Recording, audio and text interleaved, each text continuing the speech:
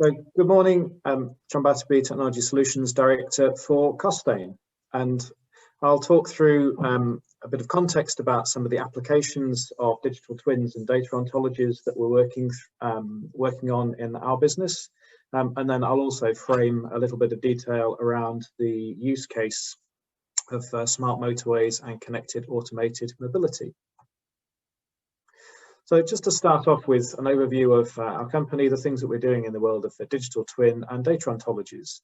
So for those that don't know, our company, 155 years old, about 3,500 employees, turnover over £1 billion, and one of the top 20 UK management consultants with offices across the UK. And we focus on three things: digital technology solutions, consultancy services, and complex program delivery.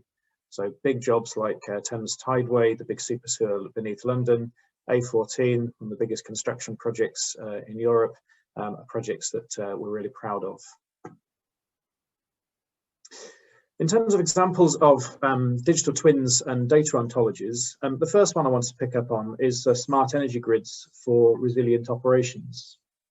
But what we're doing with this project is creating resilient local electricity grids, particularly for rural areas of the electricity network, that are effectively self-healing local islands that can disconnect themselves from the transmission grid when there are resilience issues, and then using local energy resources like electric vehicles, solar panels, heat pumps, wind turbines, and other things in the local grid, self-balance the local network. And this requires a very clear, robust digital twin, digital replica of the assets that exist within that network in order to be able to feed into the control system to operate and manage that local network. And the challenge here is not the microgrid control itself. The challenge here is about how to bring together assets that belong to multiple parties and operate under a commercial and regulatory regime that was designed very much for centralized operation. What we're doing here is creating decentralized operation with local grids for rural communities that are able to automatically balance themselves, keep the lights on for people in rural communities that traditionally would have been underserved compared to other areas of the country. And this is saving something in the region of £140 million of capital investment to avoid having to upgrade the physical supply capacity to the same extent that would otherwise be required, but also saving 17,000 tonnes of carbon every year. The second example I pick up on is asset information management. So a lot of work that we do still uses traditional paper drawings, but we've proven consistently now that with a proper digital representation of assets that consolidates all this information into one place, and then that representation lives with the asset all the way through the concept, design, build, operate, maintain, and decommission life cycle, that it makes all stages of that life cycle far more efficient, far more effective. And in particular for ongoing operations and maintenance, it's really valuable to the maintenance teams to know exactly what was put behind something in the first place. So for example, being able to see beneath the ground what was put in the ground in the first place. But it requires a very effective representation of the different assets, the classification of different assets in a consistent way, both across an individual organisation and between organisations.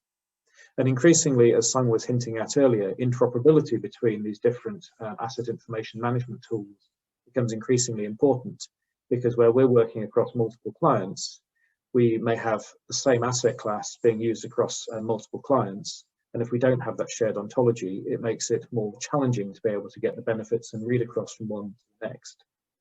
But it also makes it more challenging to start applying tools like artificial intelligence to analysis if we don't have that common ontology that allows us to create the common learning from one asset and transfer that knowledge and data to another asset. Building on from that, another example is smart delivery platforms.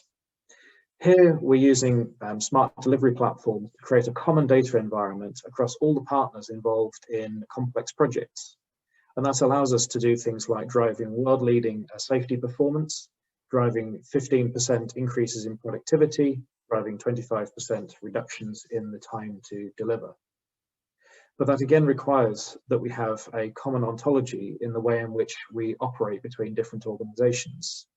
And one of the biggest challenges here is how to create a common structure between the different organizations in the supply chain and with the client base, so that we have the common ability to transfer data between different organizations to be able to underpin that analysis, but also to structure it in a common way. So when we then start applying tools like AI to look for predictive intelligence, that we can aggregate data sets across multiple contracts, multiple projects, multiple supply chain organizations, and look for the efficiencies and the synergies that come from that.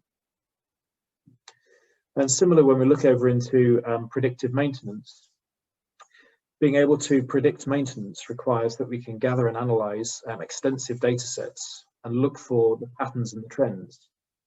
And the more we're able to create common ontologies allows us to create that common view, common data sets that give us a much richer learning set against which to underpin predictive maintenance tools, sectors like the rail industry, where if we can predict a failure, we can avoid the journey delays that come from reactive maintenance of assets that often lead to lines being shut at peak times for signaling issues, for track issues, for train issues.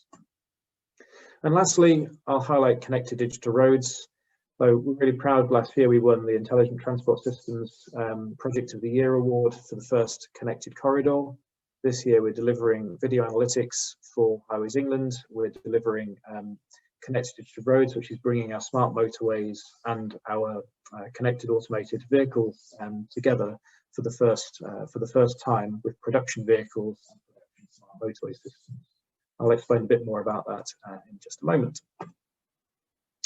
So with a focus in on that one, on connected digital roads, this is a use case that supports the work that the team has been doing here on ontologies. Really, we see three different worlds, and they're starting to come together. But first, I'll talk about them separately. So we've got three worlds: advanced driver assistance systems, connected infotainment systems, so the things that you see on the dashboard in the vehicle, if you plug your smartphone into your car, and intelligent transport systems, so things like smart motorways, urban traffic management systems, and so on. And some of the things happening in each of these spheres are mandated, and some of them are optional.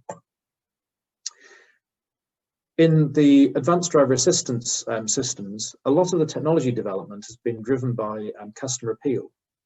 But a big thing that's now happening is the general safety regulation that's now mandating a lot of new safety features across new vehicles. So I've just put a few examples here, but for example, 2022, every new vehicle coming off the production line will have features like emergency lane keeping, intelligent speed assistance, automated emergency braking, and then a little bit later, other features like pedestrian collision avoidance, pedestrian detection, pedestrian collision avoidance. On top of all of the optional features that you can also buy and have been able to for some while, adaptive cruise control, automated lane keeping, and other features that are both in vehicles now and also coming along.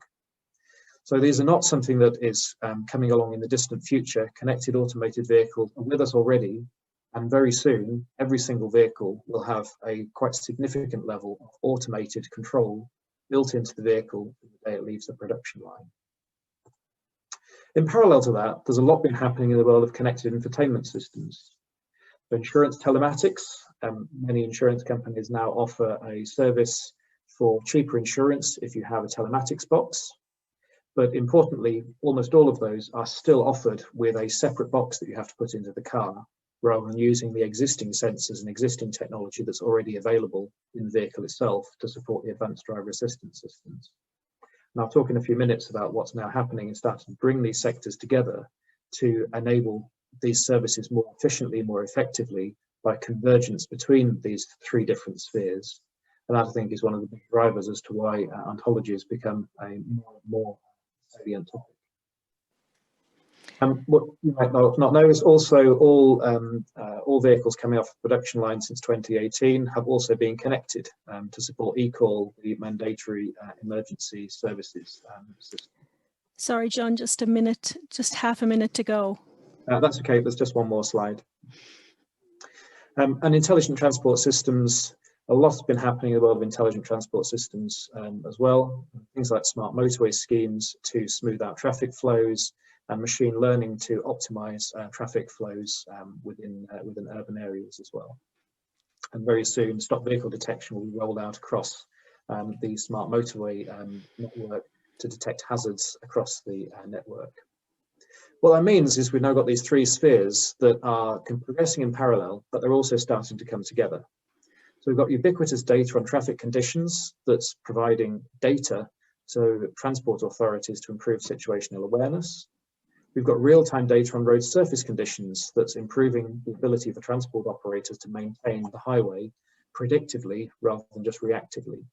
We've got real-time data from things like stop vehicle detection coming from our highway assets, our highway technologies that can be fed straight into infotainment systems to get information about hazards straight on your dashboard, but also to get that information very soon straight into advanced driver assistance systems like automated emergency braking to protect drivers from hazards on the network. But the most important bit is this last part. As we start to set optimized target speeds for things like smart motorway, we get that data straight into adaptive cruise control and other features to improve the experience for the road user. What that's also meaning is that we're getting an automated response to target speed. And the automated response to target speed is a good thing from the Transport Authority point of view because it enables better management of traffic flows. But it also means that we have a continuous closed loop feedback of optimizing what's happening in terms of how speeds are being set, but also how vehicles are responding. And that closed loop feedback is not far from us today. The features already exist on all the individual three spheres. What's now happening is those three coming together. And the question is about whether or not that closed loop feedback and all the challenges and opportunities that creates, whether that's done by design or by accident. And I'll conclude that there's things happening in parallel on ontologies and some great work being done by the team here on those things happening in parallel. Our challenge and opportunity is how to bring those things together into one common shared view. Thank you.